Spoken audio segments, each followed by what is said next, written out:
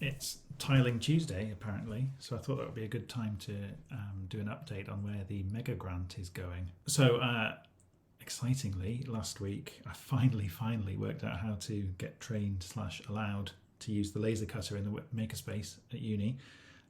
So I have laser cut a Spectre monotile. I talked to a technician that I know at Newcastle called Ian Milne about how we were going to make the cutters that are going to stamp down into the sand. And I was thinking that we would get a bit of metal and sort of make it like a real cookie cutter, bend it round a jig into the right shape and push that down. I think the problem might be getting something that's thick enough at the bottom to make a really good imprint. We don't know how thick it needs to be at the scale we're thinking. We decided around about a 50 centimetre diameter probably feels the right sort of size for a person to use. Like kids need to use this, grown-ups need to use it. So he thought laser cut the shape, several layers, and stack them all up together to make something that's thick enough to go in. I don't think we need a huge amount of depth. This is 6 mils. Glue them together somehow and use some brackets to attach it to the broom handle, whatever we use.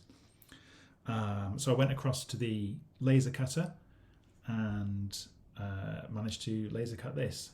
Actually, the first thing I laser cut was this little guy. Just had an outline.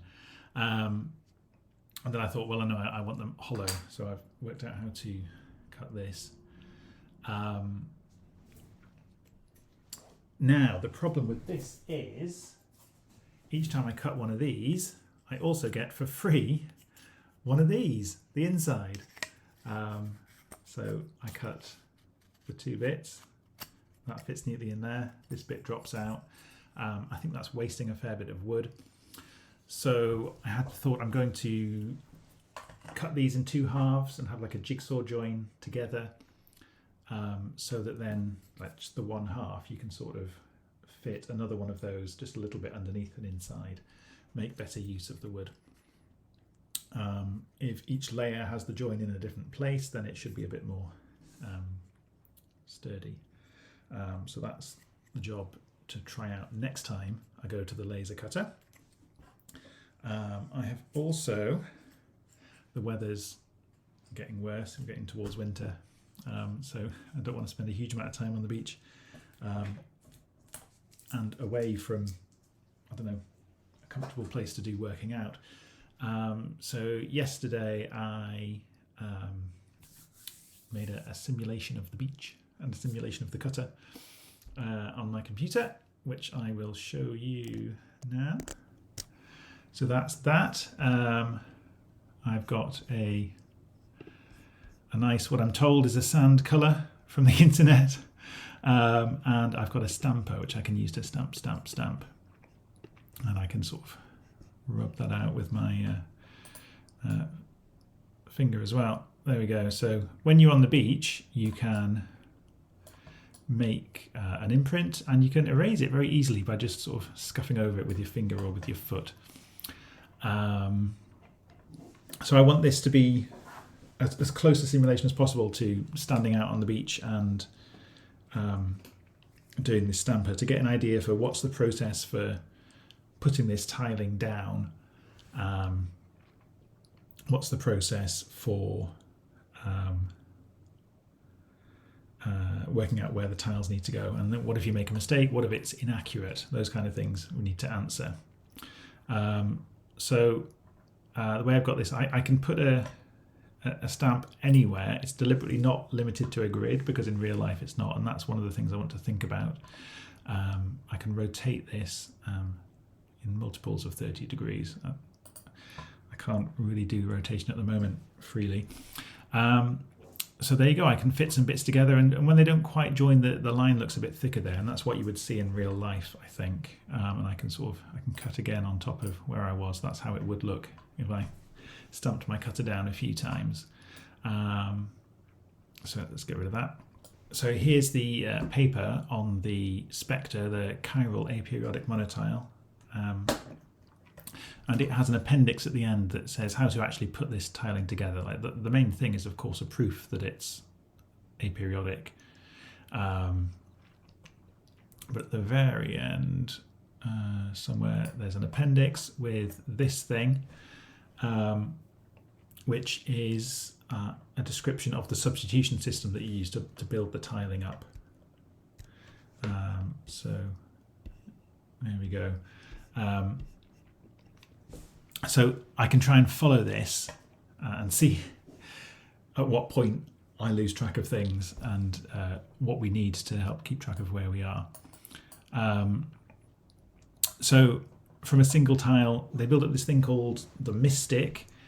They call it that because it looks a little bit like a Buddha sitting down. We'll see how well that name ages. I'm not completely comfortable with it.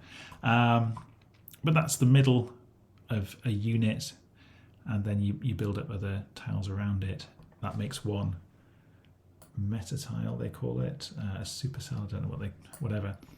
And then those join together to make the next level up.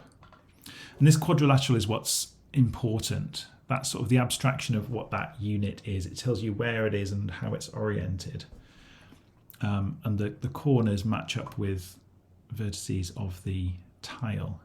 This here is the Spectre tile, but without the curvy edges that stop it reflecting. Just to make it a bit easier to see what you're doing. Yeah, so I can follow this. So if I go back to here and start putting some bits down, I can do this. So there's my Spectre guy, Mystic guy even, sorry, and I've picked a colour.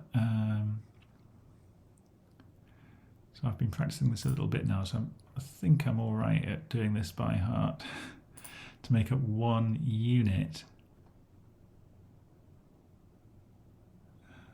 These things have to match. You have to be quite accurate. Wasn't very accurate there. We'll see how important that is.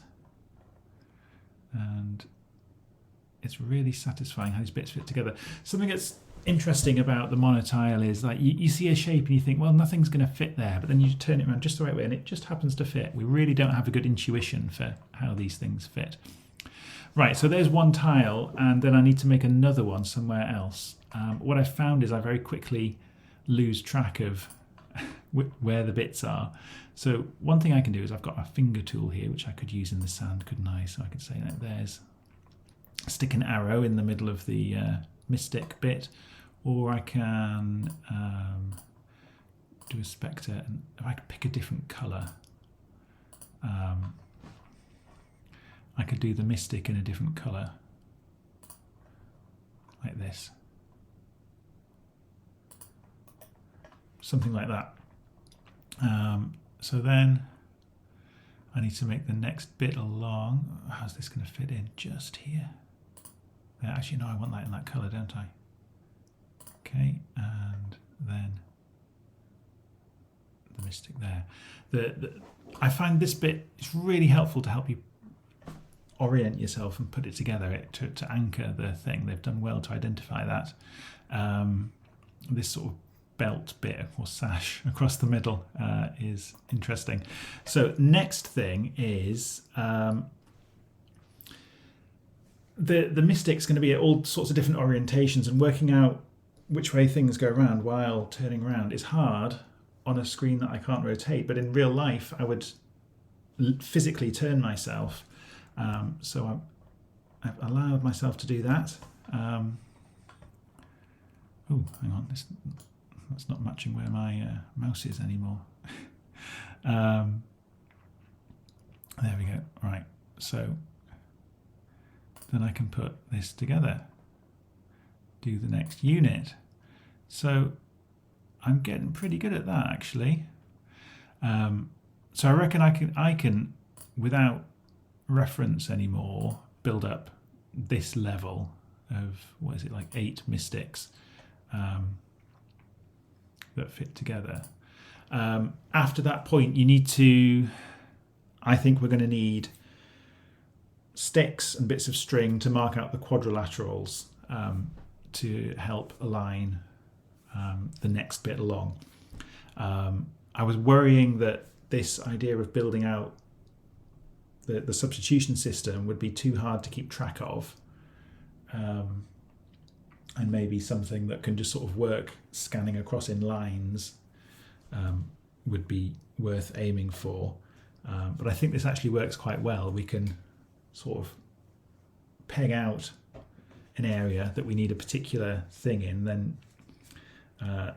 someone with a drawing of that meta tile can direct volunteers to where they need to go.